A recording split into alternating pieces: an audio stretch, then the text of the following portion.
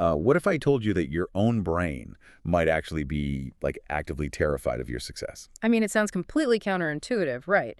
But it is a biological reality for a vast constellation of people. Yeah, totally. So From picture this for a second. You are standing right at the threshold of this monumental, life-defining goal, you know? Right, you can almost taste it. Exactly. You are putting in this endless tide of effort to achieve, let's say, absolute financial liberty. Or maybe you're yearning for a really harmonious, deeply connected partnership.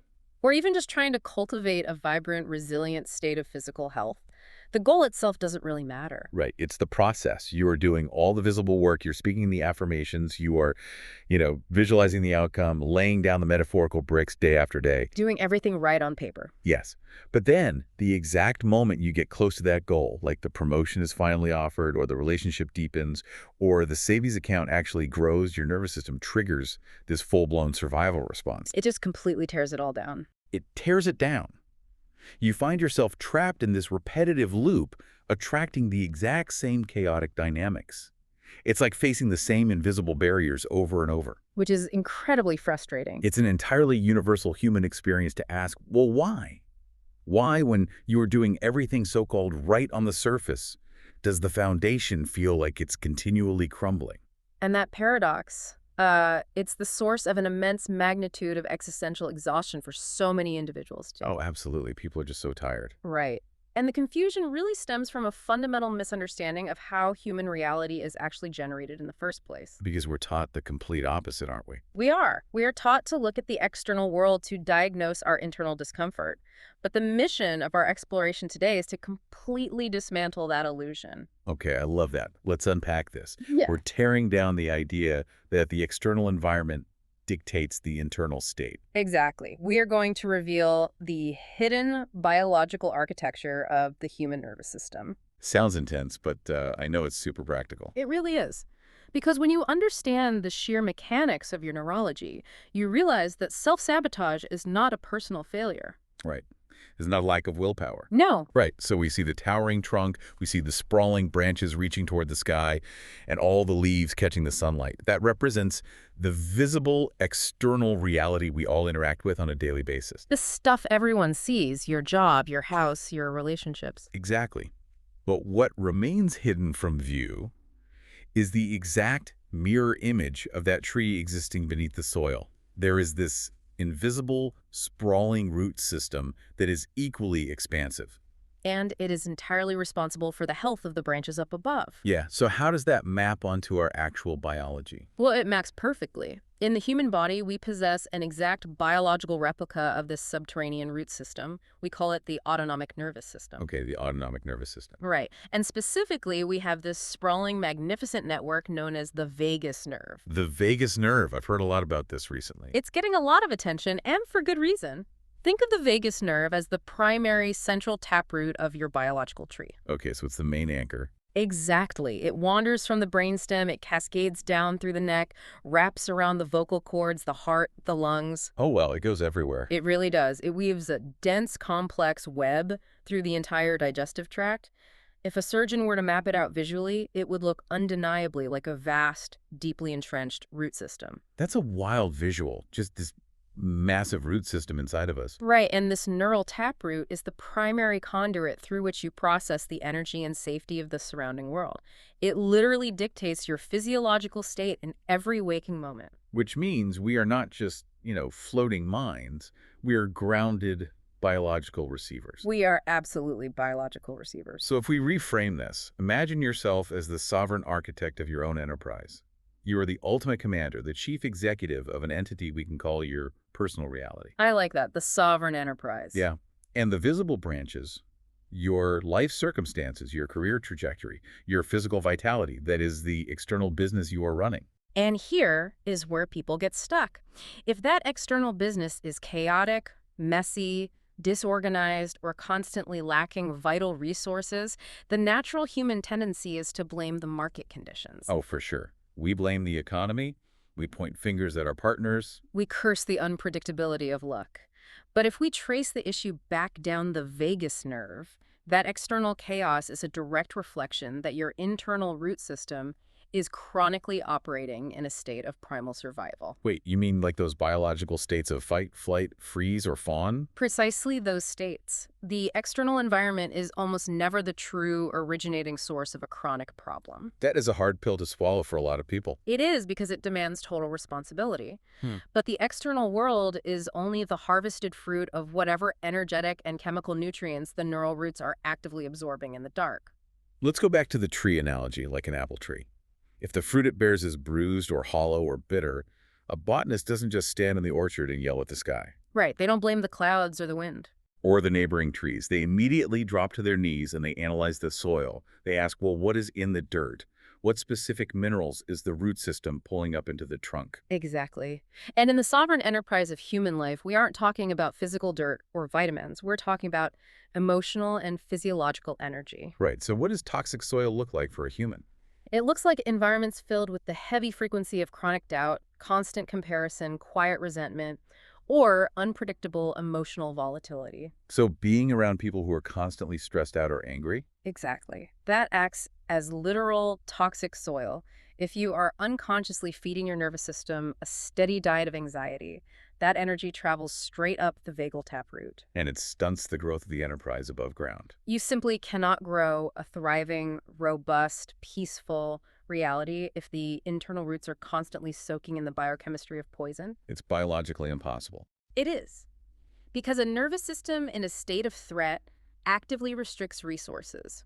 When the root system senses danger, it pulls all vital energy away from growth, creativity, and connection. And it redirects it entirely toward mere survival. Exactly. It prepares the physical body to fight off a predator or just run for its life. The digestive system slows down, the immune system is suppressed. And the higher reasoning centers of the brain are just effectively taken offline, right? Completely offline. The tree stops attempting to grow new branches and simply braces for an impact.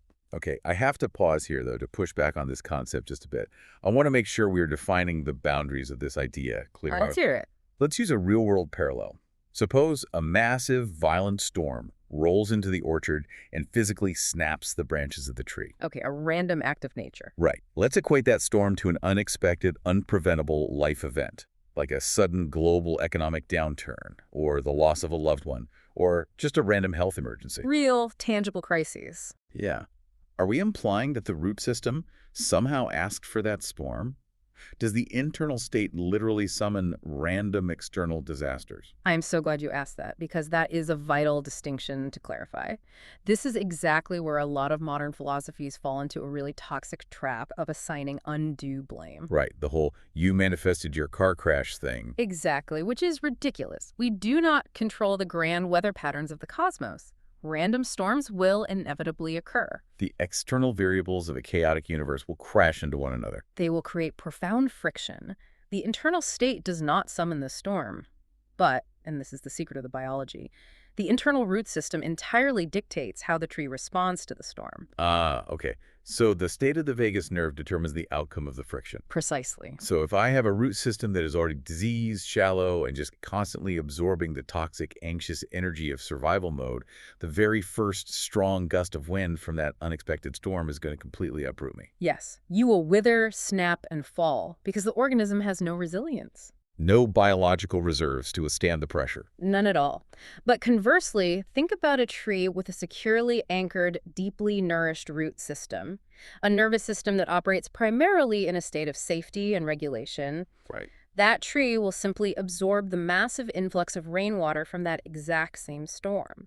It will use the friction of the intense wind to grow much thicker, more resilient bark. So the storm itself is an entirely neutral cosmic event. Entirely neutral. It is the condition of the root system that determines whether the storm manifests as an absolute tragedy or acts as a potent catalyst for deeper growth. Wow. Which fundamentally shifts the locus of control back to the individual. It gives you all of your power back. The core problem is never the storm. The problem is never the external business environment or the unpredictability of the market. The problem is always the integrity of the roots. Always. Which leads us to a massive underlying question. If the biological roots are the source of the chaotic loop, how did they get planted in such toxic soil to begin with? That is the million-dollar question. Because none of us consciously decide, as rational beings, to plant our potential in a soil of anxiety, self-doubt, and fear. Yeah. I mean, nobody wakes up and says, I'd like to be terrified today. No one makes that choice with their conscious, analytical mind. And understanding why requires us to look at the most profound and vulnerable era of human development. Okay, where are we going? We are going to the very dawn of your cycle. The operating system of your mind, the foundational biological code that runs your entire sovereign enterprise, was programmed during the earliest, most formative epoch of your physical and emotional development. So a phase of life when the conscious, analytical mind was entirely dormant. Exactly. We're talking about the earliest passages of childhood, an era when the brain is essentially operating in a state of pure, unfiltered absorption. We're basically walking tape recorders at that age. Taking in every single data point around us without any analytical defense mechanism at all. And the scientific mechanism at play here is utterly fascinating. During this highly absorbent epoch, the nervous system is completely wide open. It literally has no filtering mechanism. It can't reject anything. No. It does not possess the neurological hardware to look at an environment and logically conclude, oh, this is a healthy, supportive dynamic, or, wow, this is a toxic, dysfunctional dynamic. It just accepts it as reality. It merely downloads the emotional resonance, the nonverbal cues, and the physiological reactions of its caretakers as the absolute, unquestionable baseline of reality. So if the primary caretakers are constantly quietly stressed about resources, or if they're perpetually engaged in these simmering conflicts, the child's developing nervous system quietly observes that biochemistry. It soaks it right up. And it writes that chronic tension down as the official rulebook for how the universe fundamentally operates. Exactly. It hardwires those specific frequencies of stress into the physical architecture of the brain. Through a biological process known as Hebbian learning, there's this axiom in neuroscience: neurons that fire together wire together. Right, I've heard that phrase. It's foundational. When a child repeatedly experiences an environment of scarcity or unpredictability, the neurons associated with fear, lack, and hypervigilance fire continuously. And over the passage of eras, as they grow, what happens? The brain begins a process called myelination. It wraps these frequently used neural pathways in a fatty sheath called myelin. Which acts like insulation on a copper wire, right? Exactly like that. And this insulation makes the electrical signals travel at lightning speed.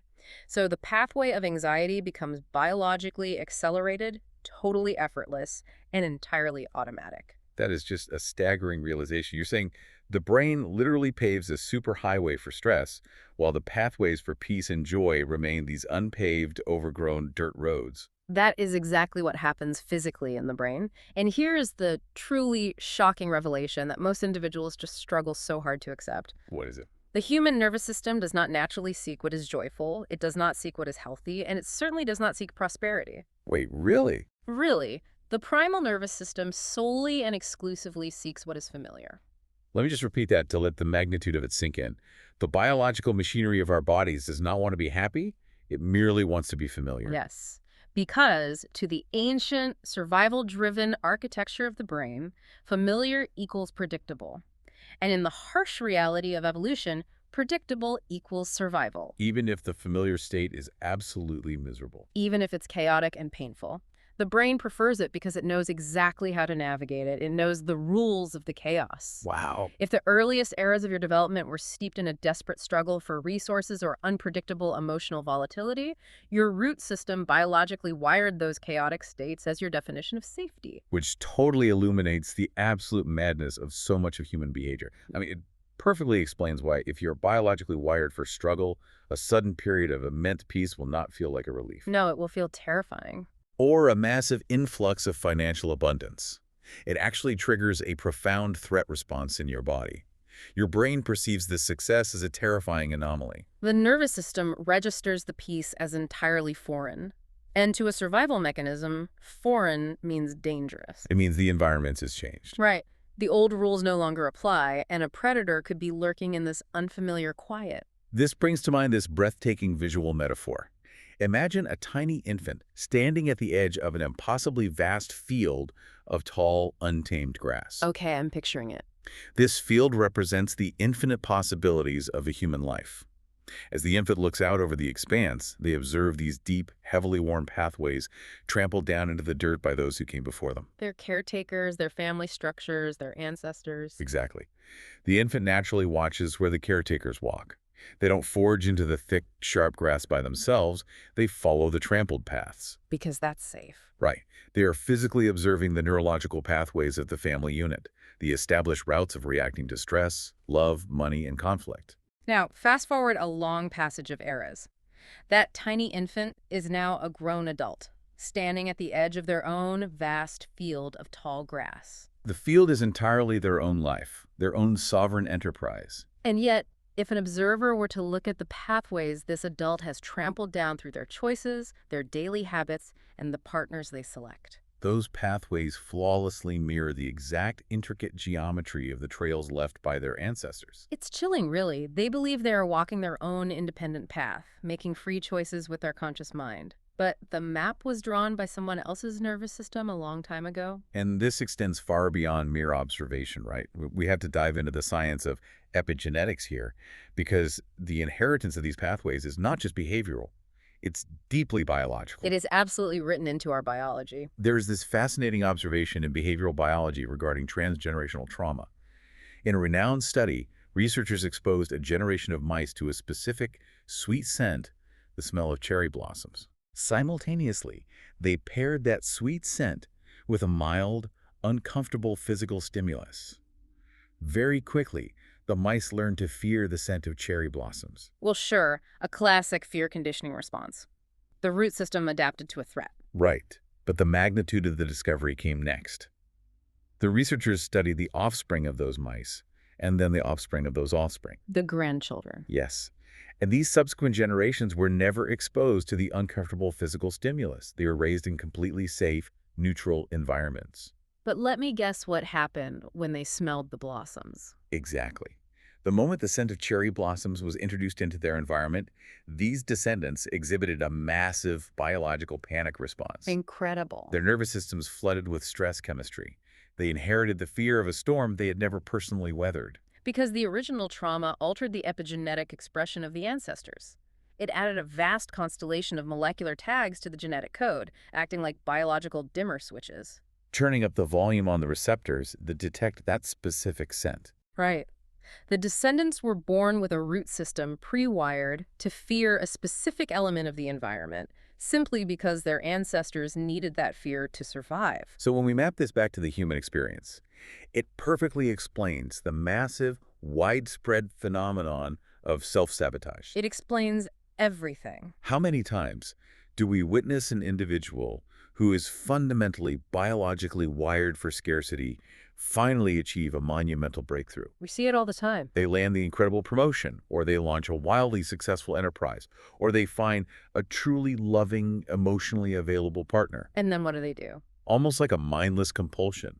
They unconsciously dismantled the very thing they worked so hard to build. They make catastrophic financial investments. They provoke unnecessary arguments. They just blow the entire structure to pieces. And from the outside perspective, from the viewpoint of the conscious mind, it looks like absolute madness. It looks like a tragic failure of character. But internally, biologically, it is a rescue mission. A rescue mission? Yes. The nervous system was sounding deafening alarms, screaming, "We have too much! This environment is too peaceful. This level of abundance is completely foreign. We do not know the survival rules for this terrain. Return to the struggle immediately." Wow. The thermostat in the room got too warm, too comfortable, and the brain kicked on the air conditioning of self-sabotage to bring the temperature back down to the freezing baseline of what it considers normal. That is a perfect analogy.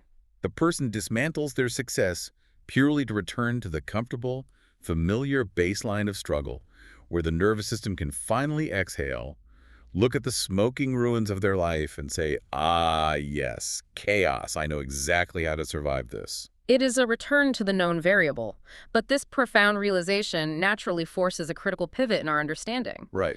If our paths were laid down before we even possessed a conscious thought, if our root system was planted, wired, and epigenetically tagged by the environments of our distant past, are we simply doomed? That's the terrifying question. Are we just organic robots forced to walk in these ancestral circles, endlessly repeating the traumas of the past? Well, I mean, if we relied solely on the conscious analytical mind to fix the problem, we very well might be. Because you absolutely cannot outthink, a biological survival program. You really can't. You cannot logically argue with a nervous system that believes it is about to die. Mm-hmm.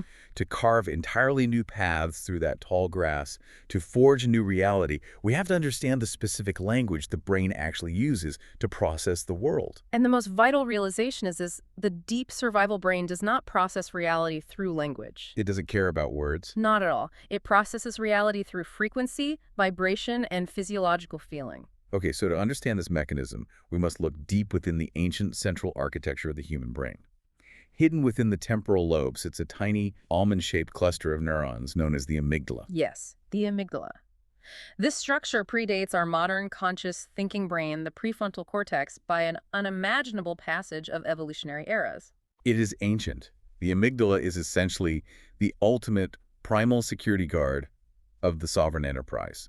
It is a biological smoke detector. And the most important characteristic of this security guard is that it does not understand vocabulary. It has no comprehension of language, logic, or rationalization. So you can't reason with it. Exactly. It is purely a pattern recognition machine. It scans the endless tide of sensory inputs, everything you see, hear, and feel, and constantly asks one singular question. Am I safe? Am I safe? It does not care about your beautifully crafted sentences. It only translates the emotional vibration, the deep physiological state of the present moment. Which completely upends an overwhelming majority of modern self-help philosophy. Oh, it destroys it. Let's really analyze the common practice of positive affirmations. You can stand in front of a mirror every single morning and speak the most grand, eloquent declarations of wealth, health, and profound love. People do it every day. Right. You can boldly state, I am an infinite magnet for prosperity. But if the underlying feeling in your gut, the tight, heavy sensation in your chest, is quietly whispering, I am lacking, I am terrified, I am an imposter, what is actually happening biologically?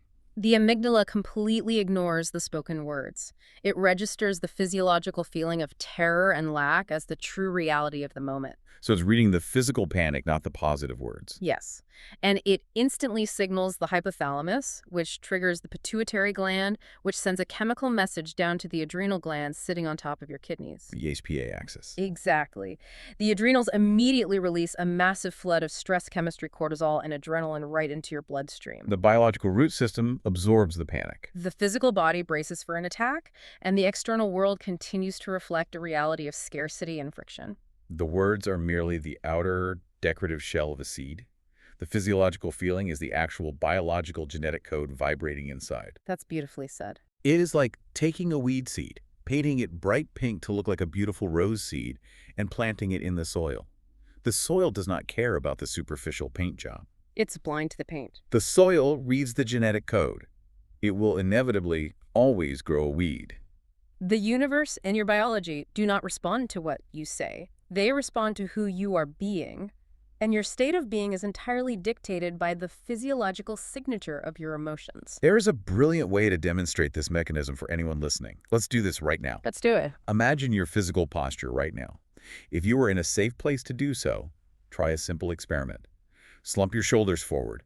Let your chest cave in inward. Really collapse the body. Drop your chin toward your sternum, shallow your breathing, and furrow your brow.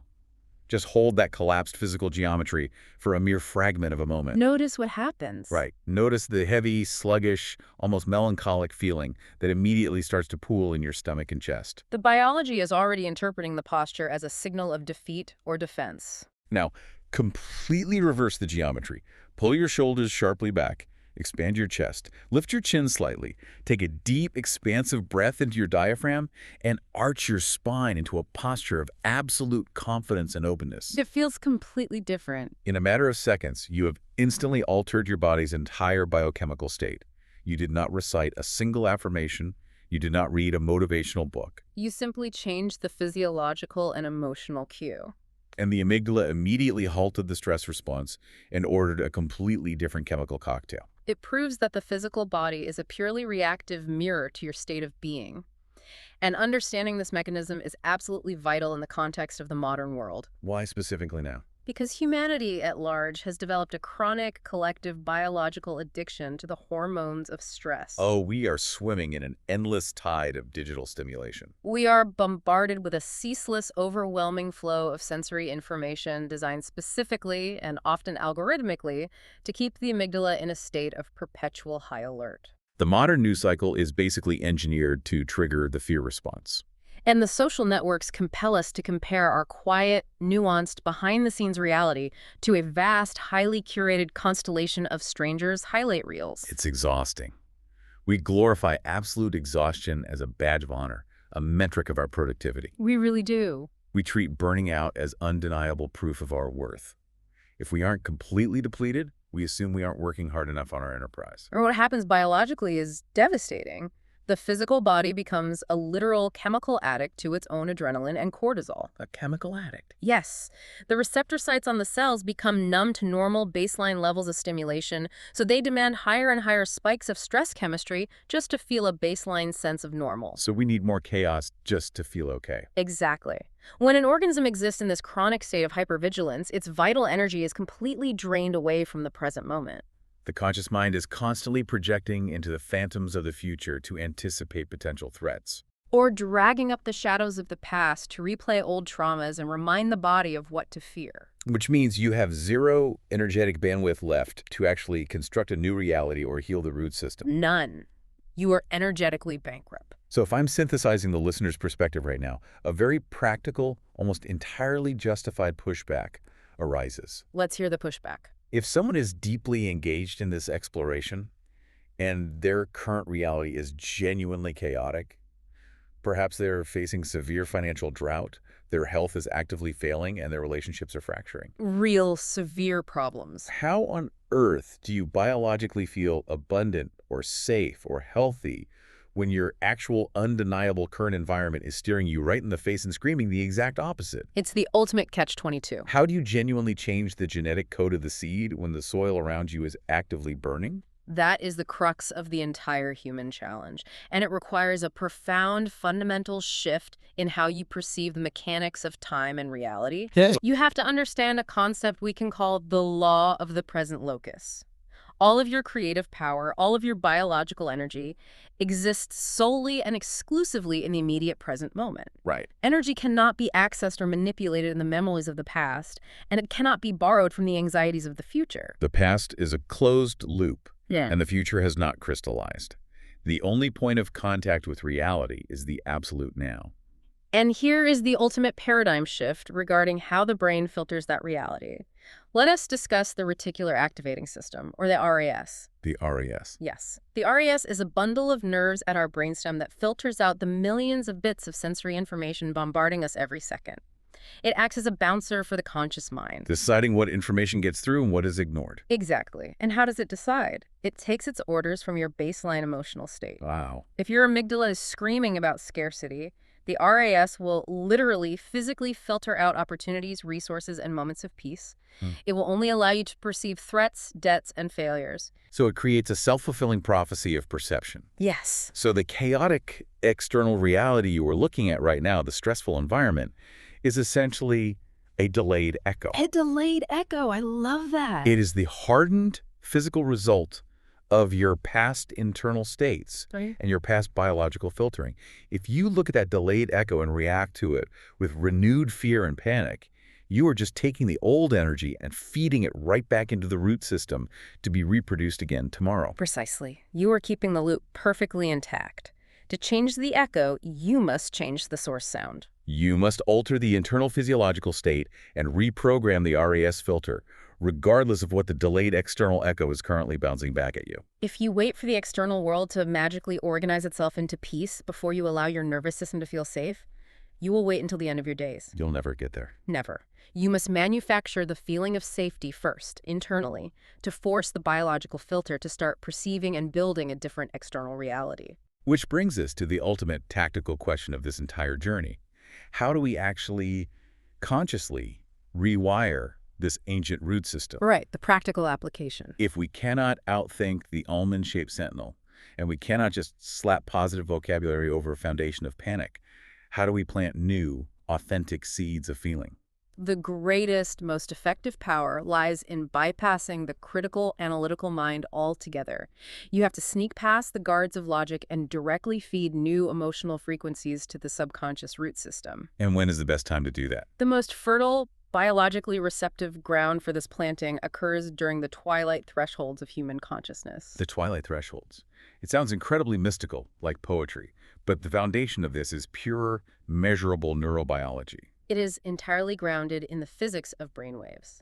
We are talking about those hazy, drifting, almost weightless states of mind that hover right on the boundary of sleep and the identical moments immediately upon waking. So right as you're drifting off.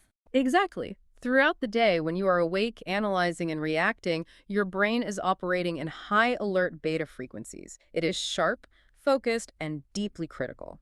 But as you drift towards sleep, the frequency slows down. You descend into alpha waves, a state of relaxed reflection. And then right on the threshold of sleep, you enter the theta state. This is the hypnagogic state. During these transitional hypnagogic states, the heavy iron gates of the conscious analytical mind are flung wide open. The critical guard who constantly reminds you of your limitations basically goes on break. And your brain enters a hyperreceptive, deeply plastic state that perfectly mimics the exact same absorbency of your earliest childhood existence. Yes. The dawn of your cycle, when those initial pathways of the tall grass were first laid down, you are temporarily, biologically returning to the state of the infant in the field. The brain is primed for neuroplasticity. And the specific window of time is where you execute the rewrite of the foundational code. But the absolute key is how you utilize these moments. Right, because most people use them terribly. Consider what an overwhelming majority of humanity does with this incredibly fertile biological soil. It's tragic, really. They use the twilight threshold right before sleep to run through an agonizing, highly detailed mental list of everything that went wrong that day. Every embarrassing interaction. And everything they have to fear about the coming morning. They vividly imagine worst-case scenarios. They are literally planting the most toxic, invasive weeds into the most fertile, receptive soil imaginable right before they go dormant for the night. They are handing the amygdala a terrifying script, and the nervous system spends the entire night marinating in stress chemistry, reinforcing the pathways of panic while the body is supposed to be resting. It's the exact opposite of what you should do. So how do we reverse engineer this? How do we use the theta state correctly? You do not use it by forcefully, logically thinking of a goal. That requires analytical effort, which pulls you back up into beta brainwaves and wakes up the critical guard. So no hard visualization or straining. No. Instead, you use the twilight threshold by emotionally and physically occupying the state of the wish already fulfilled. As you drift into that hazy, drifting theta state, you do not ask for what you want. You conjure the profound, quiet, physiological feeling of deep gratitude that the problem is already solved. Yes. You feel the physical relief of the aftermath. You feel the absolute heavy relief in your muscles. You allow the nervous system to completely relax into the assumption that the sovereign enterprise is thriving. Even if that assumption is totally fabricated in the current physical world. The subconscious mind, operating in theta, cannot tell the difference between a vividly felt, emotionally charged internal reality and a concrete external fact. The subconscious is completely objective. It does not judge the input. It just receives the profound feeling of relief and gratitude, and it says, oh, the war is over. We are safe now. We are abundant now. The environment has changed. I will immediately adjust the biology, the hormone production, and the RAS filter accordingly. And the science of neuroplasticity tells us that if this assumption of safety and fulfillment is persistently, deeply felt night after night, the neural pathways of peace begin to myelinate. They become the new superhighway. And once the internal root system is completely rewired, the universal law of reflection takes over.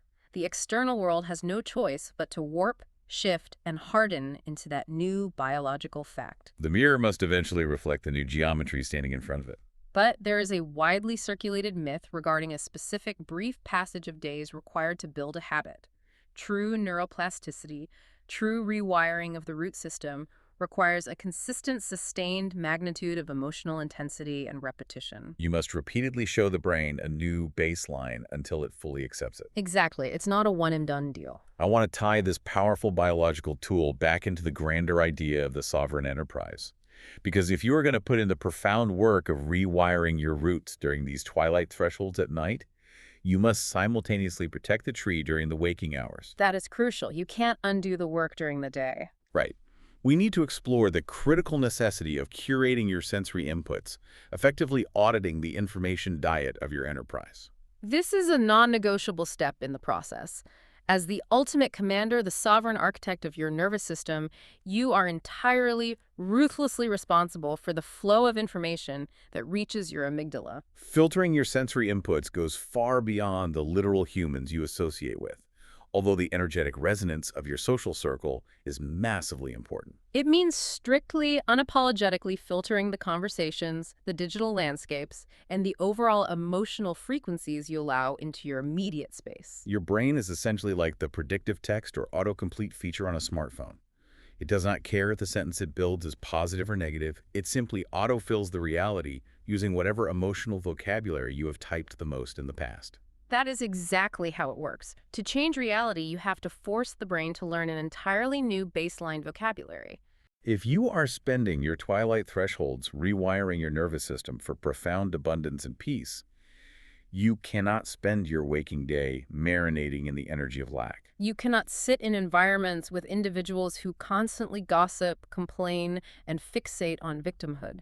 You cannot passively consume digital media that is algorithmically designed to keep you terrified, outraged, and hypervigilant. It is the equivalent of diligently planting a beautiful, delicate garden in the dark of night and then waking up at dawn and pouring toxic acid over the soil. You have to develop an intense self-awareness. Yeah. You must catch yourself the moment you begin engaging in old, familiar complaints or doom spiraling about the future. When an environment starts dragging your physiological energy down, or you feel the magnetic pull to consume outrage-inducing information, you have to consciously step in. As the CEO of your nervous system, Yes, and declare this information is absolutely not approved for my root system, and you consciously, physically redirect your focus and your posture. and we must acknowledge that this requires an immense, almost heroic level of discipline.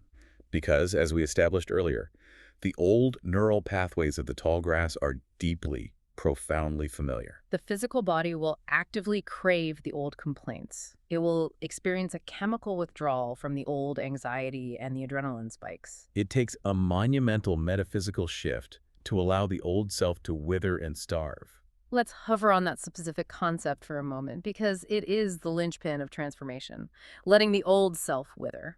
We are not talking about the traditional commercial concept of self-improvement here. Not at all. The philosophy of self-improvement implies that you are taking the stressed, anxious, lack-driven, survival-based identity, and you are simply putting a nicer suit on it. You are trying to polish a chaotic operating system. What we are discussing here is fundamentally different. We are talking about allowing the outdated, stress-addicted identity to completely, entirely fall away. It is an intentional biological unbecoming. You are starving the old pathways of the tall grass by simply resolutely refusing to walk down them anymore. You deny the old circuits, the electrical current of your attention. And when you stop walking those old paths, nature operates exactly as it is designed to. It reclaims them. The grass grows back over the dirt. The old, toxic neural connections physically prune themselves away in a biological process called synaptic pruning. And what is left in the clearing is a resurrection. It is not the creation of a new artificial persona, but the resurrection of the pure, unconditioned, limitless consciousness that has always existed beneath the heavy layers of ancestral programming. It is the unearthing of the light, the energy, and the true, untethered essence of who you actually are, unburdened by the fears and limitations of the past. You resurrect the original architect of the enterprise. So as we draw this massive, complex biological and philosophical exploration to its natural conclusion, we need to bring all these sprawling ideas back down to earth, anchoring them deeply into the immediate breathing reality of you, the listener. If you take any singular truth away from this journey, let it be this ultimate realization. You are not a helpless victim floating in a chaotic, random external world that is acting upon you. You are a sovereign being of immense, calculable energy, frequency, and biological power.